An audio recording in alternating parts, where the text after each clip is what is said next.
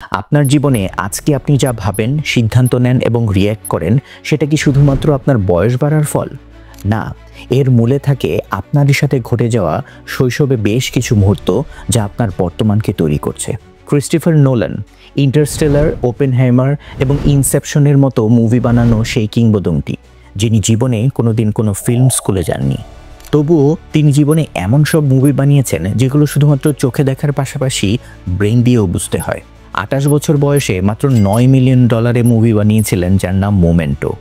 মুভিটি অস্কারে মনোনয়ন পায় এবং বক্স অফিসেও হিট। তাহলে প্রশ্ন দাঁড়ায়, ভাবনার এই ক্ষমতা তিনি কোথা থেকে পেলেন? শৈশবে নোলানের মামা ছিলেন নাসার বিজ্ঞানী।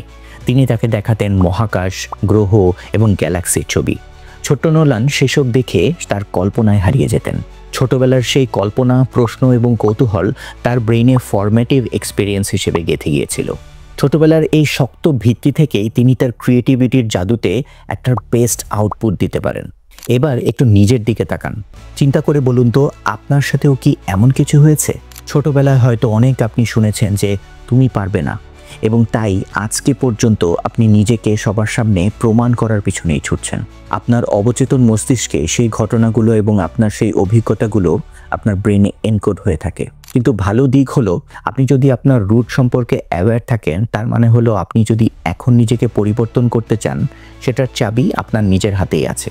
আজকের ছোট ছোট অভ্যাস এবং প্রতিদিন মাত্র 1% উন্নতি ভবিষ্যতে আপনার একটা অনেক ভালো পরিবর্তনের জন্যই যথেষ্ট। তাই নিজেকে যদি আজকে থেকেই নতুনভাবে করতে চান, তাহলে আপনার জীবনের সেই ফরম্যাটিভ এক্সপিরিয়েন্স কোথায় সেটা খুঁজে বের করুন এবং সেখান থেকেই তৈরি করুন আপনার জীবন পরিবর্তনের নতুন অধ্যায়।